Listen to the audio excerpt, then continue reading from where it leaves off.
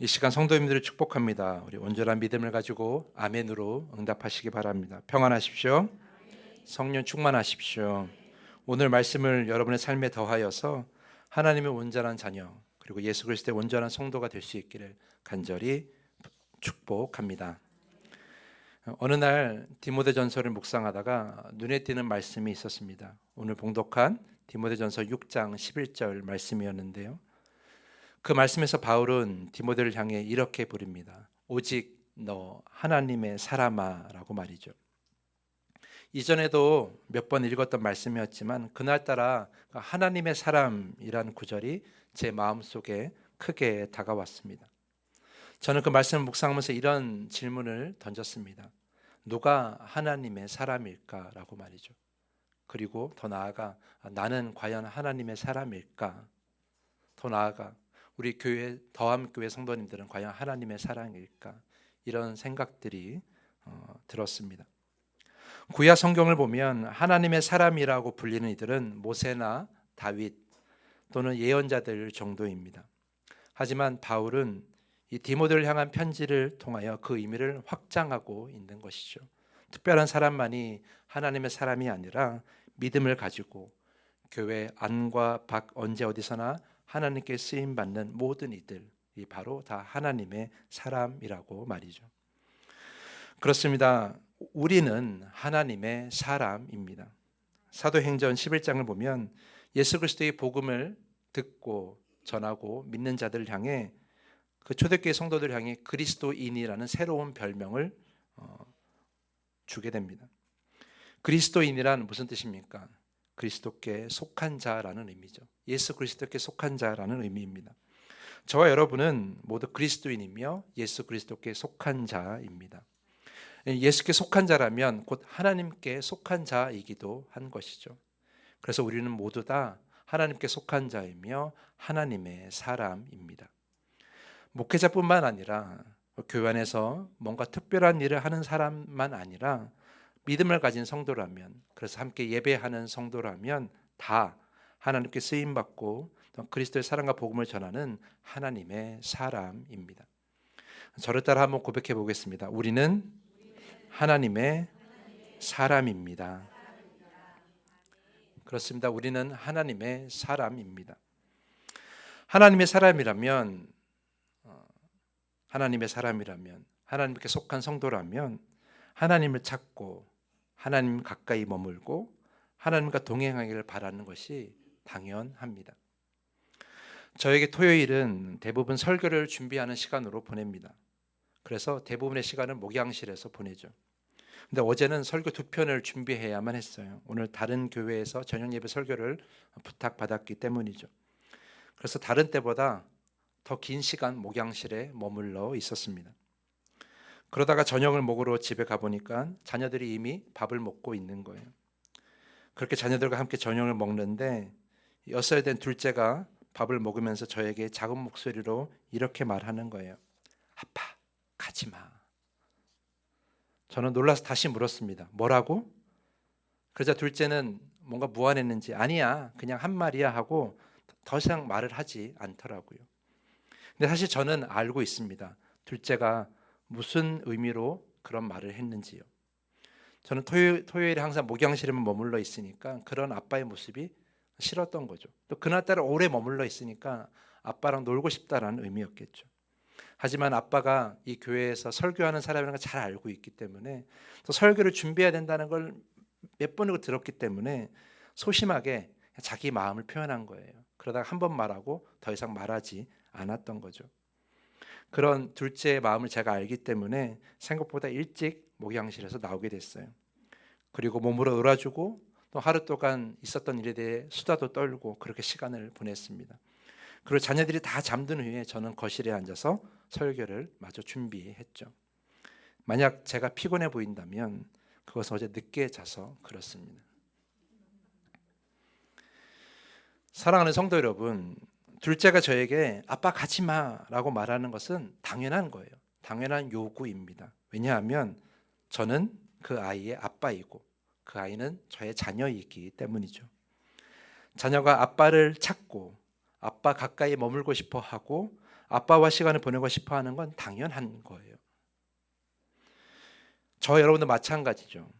우리가 하나님의 사람이라면, 또한 우리가 하나님의 자녀라면, 또 하나님께 속한 사람이고 하나님의 사람이라면 하나님을 찾고 하나님 가까이 머물고 하나님과 동행하길 바라는 것은 너무나 당연한 모습입니다.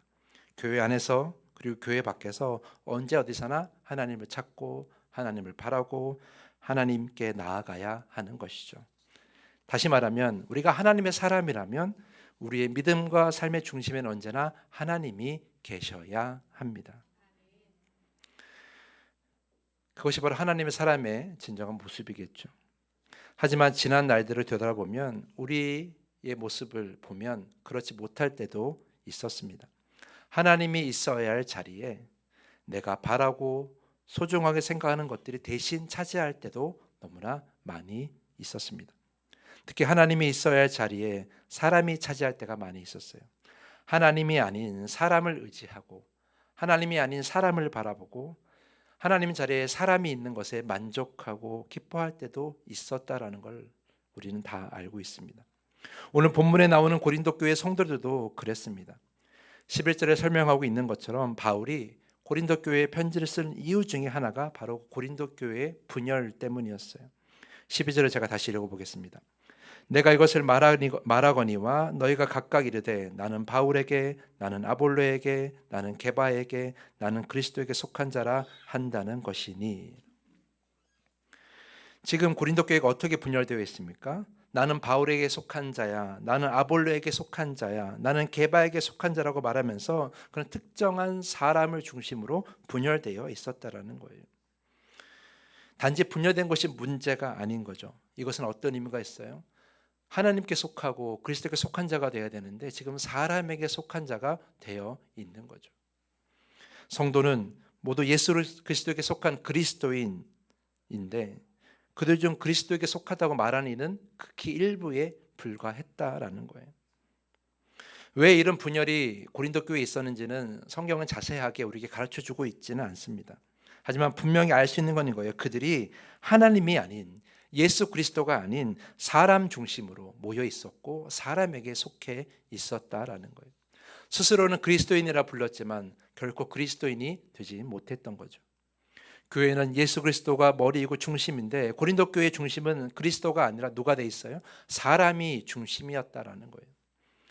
주님과 성도 사이엔 아무것도 있으면 안 되는데 오직 주님만을 바라보는 그런 믿음의 관계 안에 있어야 되는데 주님이 있어야 할 자리에 사람들이 끼어 있고 사람이 가리고 있었다라는 거죠. 그래서 결론적으로는 고린도 교회 성도님들은 결코 하나님의 사람이 아니었다라는 거예요. 사람의 사람이었다라는 것이죠. 그렇다면 우리는 어떻습니까? 오늘 본문 속의 그 이야기가, 그 고린도 교회의 그런 이야기가 단지 먼 옛날에 오래전의 이야기일 뿐일까요? 우리와 전혀 상관없는 이야기일까요? 우리는 단 한 번도 사람의 사람이 된 적이 없을까요? 사람을 보러 교회에 오고 사람 때문에 교회에 온 적이 없을까요? 저는 군 입대 후에 연대 소속 부대에서 행정병으로 근무했습니다. 제가 근무한 연대 안에는 교회가 있었는데 먼 거리에 있지 않아서 주일마다 예배를 편하게 드릴 수가 있었어요. 연대에서 가장 계급이 높은 사람이 연대장인데 군 생활 초반에는 연대장이 교회에 다니는 성도가 아니었어요. 그래서 주일마다 교회 가면 예배 드리는 군인들이 별로 없었습니다. 큰 교회의 규모도 아니어서 예배실도 작았는데 그 작은 예배실도 온전히 다 채워지지를 않았던 거죠. 그런데 얼마의 시간이 지나고 연대장이 바뀌었는데 믿음을 가진 성도가 온 거예요. 그래서 그 연대장이 교회에 매주일 출석하면서 예배 분위기가, 교회 분위기가 완전히 달라진 거죠. 그전에는 한 번도 나오지 않았던 간부들이 부인들을 데리고 예배에 참석하기 시작하는 거예요. 그리고 온 가족을 데리고 오니까 자녀들도 오게 되고 갑자기 교회 학교를 만들게 되고 교회 학교 교사를 하게 되고 갑자기 교회가 부흥한 거예요. 이 놀라운 부흥이 어떻게 된 것일까요? 주님의 인도하심일까요? 아니면 연대장에게 잘 보이려는 사람들의 마음 때문일까요? 올해 부활절이 지나고 4월 10일에 제22대 국회의원 선거가 있습니다. 본격적인 선거 운동이 시작되면 후보들은 사람들이 많이 모이는 교회를 찾아가는 것이 당연시 여겨지고 있어요. 그들이 믿음이 있는지 없는지 잘 모르겠어요. 그런데 몇 년 동안 한 번도 보이지 않던 그 후보가 교회에 오면 우리 교회 성도라고, 우리 교회 집사라고, 우리 교회 권사라고 소개되는 경우가 많이 있습니다. 그 후보들이 오랜만에 교회를 찾은 이유가 무엇일까요? 내가 한동안 교회에 오지 못한 것에 회개하기 위함일까요? 아니면 그곳에 모인 성도들에게 잘 보이기 위함일까요? 교회에 와서 하나님이 아닌 사람을 찾는 이런 사례들은 특별한 상황뿐만 아니라 우리 가까이서도, 우리 일상 중에서도, 우리의 신앙생활 가운데서도 많이 경험되어지는 부분이에요. 우리가 몰라서 그럴 뿐인 거죠. 한번 들어보십시오. 다른 성도들에게 믿음 좋다고 인정받으려고 또 예배의 자리를 지키고 있다면 그것은 하나님을 찾는 예배가 아니에요. 만약 여러분들이 다른 사람들에게 인정받기 위해서, 잘 보이기 위해서 열심히 교회에서 헌신하고 있다면 그것은 하나님을 찾는 헌신이 아니라 사람을 찾는 헌신일 뿐인 거죠. 결코 하나님 중심이 아닌 사람 중심의 믿음 생활을 하고 있는 것이죠. 하나님이 주신 은혜와 그 말씀과 사랑이 너무 좋아서 교회에 오는 것이 아니라 그런 마음이 하나도 없고 누군가와 밥 먹고 누군가와 수다 떨고 그렇게 한 주간의 스트레스 풀기 위해서 교회에 온다면, 그래서 이 자리에 나와 있다면 그건 하나님을 찾는 사람이 아닌 거예요. 그건 하나님의 사람이 아니라 사람을 찾는 사람의 사람일 뿐인 거죠. 나의 연약한 죄를 깨닫고 거룩함을 회복하기 위해 이 자리에서 온전히 예배하는 것이 아니라 오직 내가 누려야 할 복과 삶의 형통함만을 위해, 그것을 간구하기 위해 이 자리에 앉아 있다면 그것 또한 하나님 중심이 아니라 그저 내 중심의, 사람 중심의 믿음일 뿐인 겁니다. 하나님의 말씀보다 목회자의 말이 더 권위가 있는 교회이고 성도들 또한 하나님보다 목회자를 더 높이는 교회라면 그것 또한 하나님의 중심의 교회가 아니라 사람 중심의 교회인 것이죠. 하나님 말씀 앞에서, 하나님이 주인 이 교회 안에서 내 생각만 옳다고 주장하는 성도가 다 그런 것이고요. 하나님이 이끄시는 교회 안에서 내가 돋보여야 된다고 생각하는 성도들도 마찬가지고요. 모든 성도는 내 말에 절대 순종해야 된다고 그렇게 생각하는 목회자들 또한 하나님 중심이 아니라 자기 중심적인, 사람 중심적인 신앙생활과 목회를 하는 것이죠. 결코 옳지 않은 모습이라는 거예요. 고린도 교회처럼 내가 누구의 편이고 내가 누구의 사람이다라고 이렇게 분명하게 드러나지 않더라도 우리는 그렇게 나도 모르게 하나님 대신 사람을 찾을 때가 있고 하나님 중심이 아닌 사람 중심의, 사람의 사람인 그런 신앙생활을 할 때가 너무나 많이 있다라는 것입니다. 과연 이들이 그리스도인, 그리스도께 속한 자라고 할 수 있을까요? 하나님의 사람이라고 말할 수 있을까요? 저의 얘기를 듣고 한번 생각해 봅시다. 과연 나는 진정 하나님의 사람이었을까요?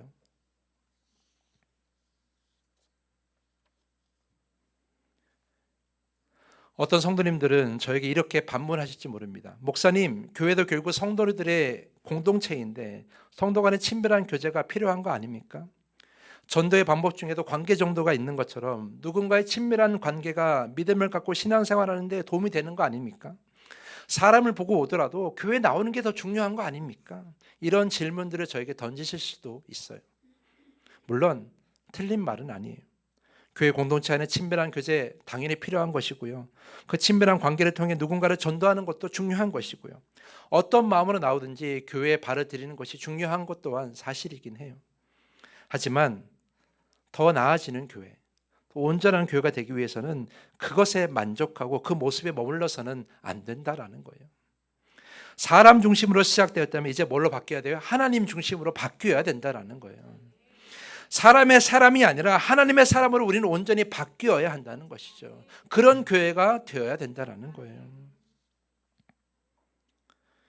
사랑하는 성도 여러분, 다른 성도와의 친밀한 교제는 나의 힘으로, 나의 사랑으로 이루어지는 것이 아니에요. 주의 사랑으로 사랑합니다. 주의 사랑으로 사랑합니다. 라는 찬양 다 아시죠?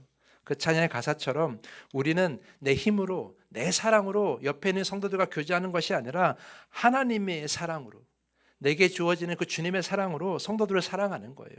그게 진정한 사랑의 모습이고 그게 교회 안에 온전한 교제의 모습인 거죠. 결코 나의 능력으로 사랑하는 것이 아니라는 거예요.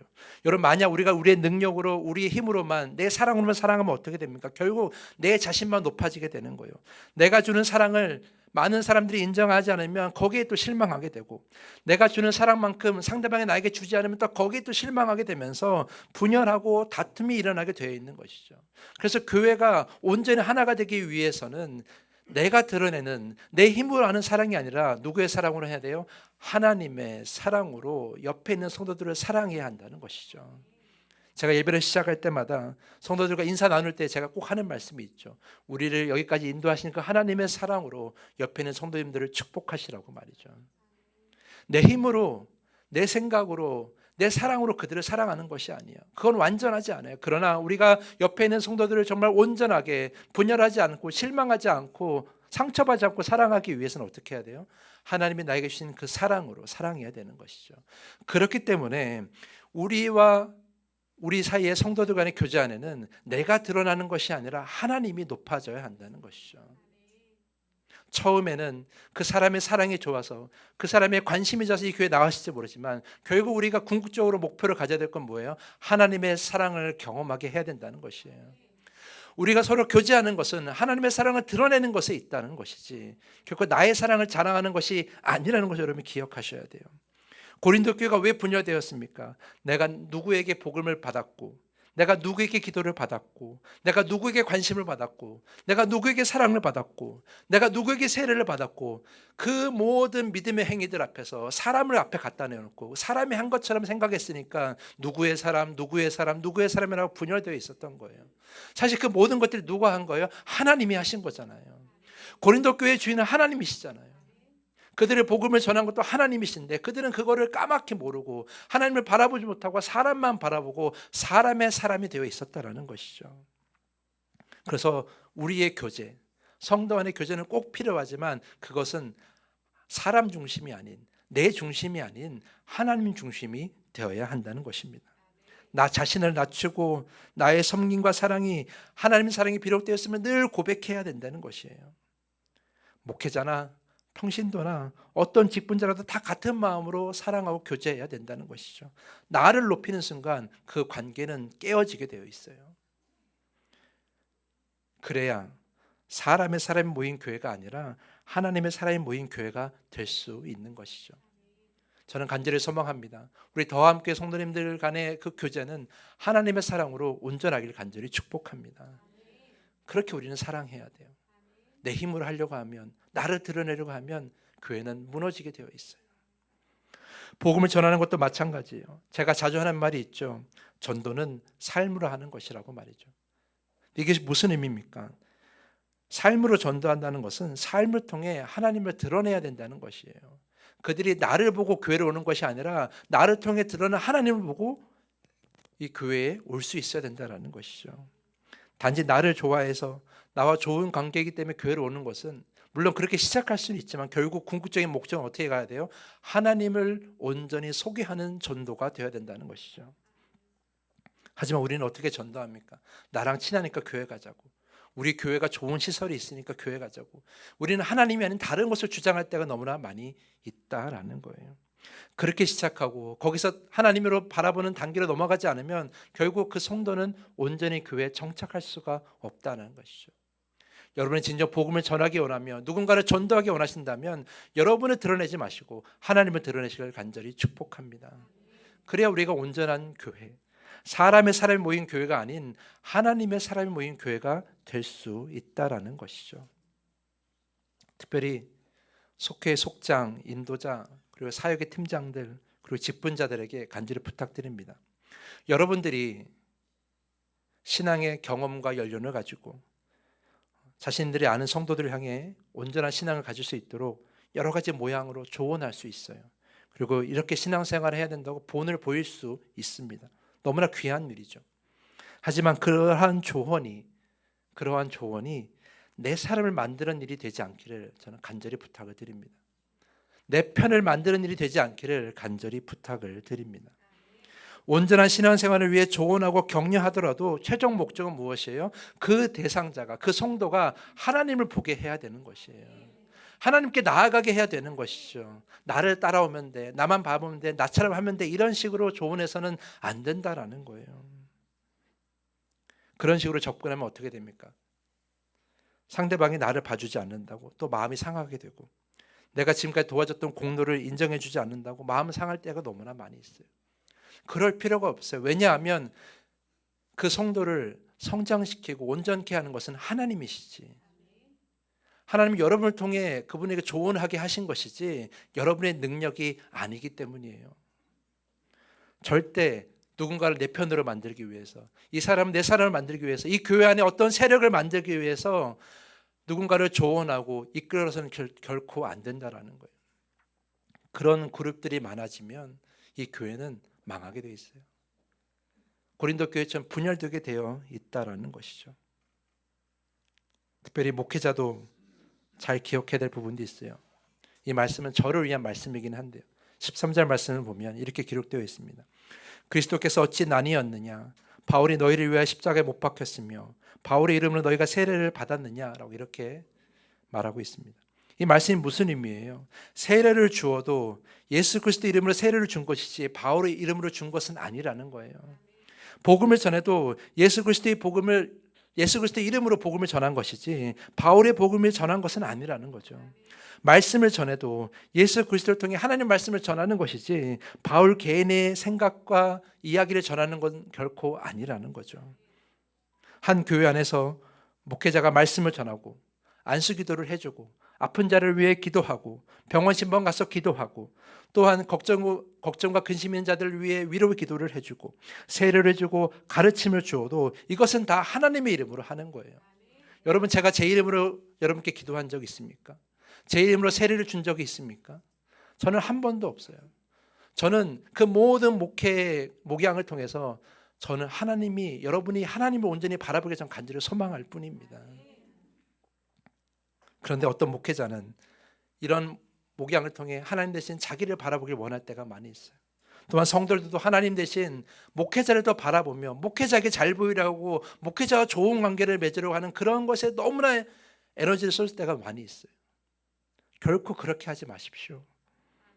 그런 성도들이 있고 그런 목회자가 있으면 교회는 망하는 거예요. 교회는 분열될 수밖에 없는 거예요. 왜냐하면 하나님의 사람이 아닌 사람의 사람만 있기 때문이죠. 저는 이런 부분을 늘 조심하려고 합니다. 만약 제가 여러분이 보시기에 하나님보다 높아지려고 한다면 저에게 말씀해 주셔야 돼요. 목사님, 그렇게 하시면 안 된다라고 말이죠. 또한 저도 여러분들에게 분명하게 말씀드릴 거예요. 여러분들이 하나님이 아닌 사람에게 잘 보이고 특히 목회자에게 잘 보이려고 하고 그렇게 에너지를 쏟으려가면 저에게 분명히 얘기할 거예요. 그렇게 하시면 안 된다라고 말이죠. 상처받지 마십시오. 결코 그렇게 하시면 안 돼요. 제가 아니라 하나님을 보셔야 되고 하나님께 온전한 성도가 되어야 되는 것이죠. 그래야 사람의 사람이 모인 교회가 아닌 하나님의 사람이 모인 온전한 교회가 될 수 있다는 것입니다. 사랑하는 성도 여러분, 저는 우리 더함교회가 그런 온전한 교회가 되길 간절히 소망합니다. 여러분도 이러한 교회가 될 수 있도록 사람의 사람이 아닌 하나님의 사람이 되어주시길 간절히 부탁을 드립니다. 이제 더함교회가 시작된 지 이제 만 3년이 되었습니다.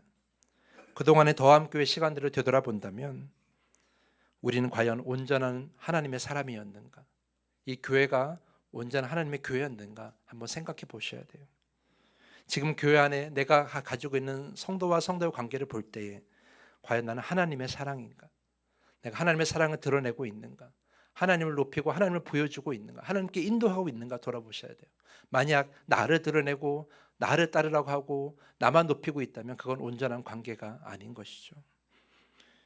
이제 우리 교회는 더 긴 시간을 이제 앞으로 나아가야 될 터인데 우리가 그 긴 시간 동안 온전하게 세워지기 위해서는 이 더함교회는 사람의 사람이 아닌 하나님의 사람이 가득해야 할 줄 믿습니다.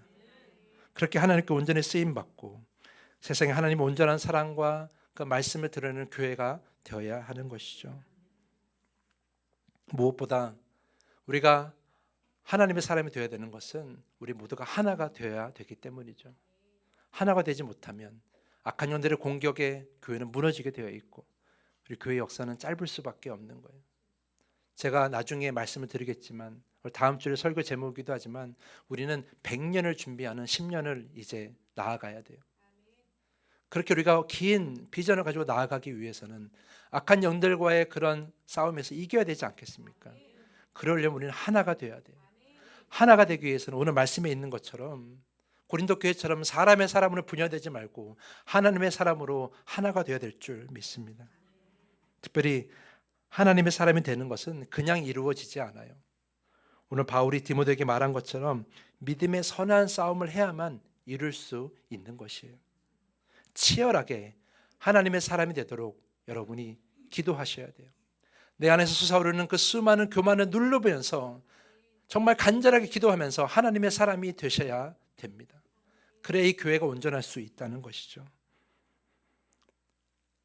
정말 간절히 부탁드립니다. 하나님의 사람이 되십시오. 하나님의 사람만이 오늘 바울의 그 가르침처럼 하나님의 온전한 구원을 누리며 영생을 누릴 수가 있습니다. 사람의 사람이 되면 우린 결코 온전한 구원을 누릴 수가 없습니다. 우리 모두 다 하나님의 사람이 되어서 모두 다 하나님 나라에서 만날 수 있기를 간절히 소망합니다. 그렇게 되기 위해 서로를 위해 기도해주고 서로에게 도움을 주고 서로를 위해 기도해주고 서로를 향해서 사랑해 주시고 서로를 향해 격려해 줄 수 있기를 간절히 부탁을 드립니다. 그런 더함교회, 하나님의 사람이 가득한 더함교회 되길 간절히 소망하면서 오늘 말씀을 마치겠습니다. 이 시간에 다짐의 기도를 드립니다.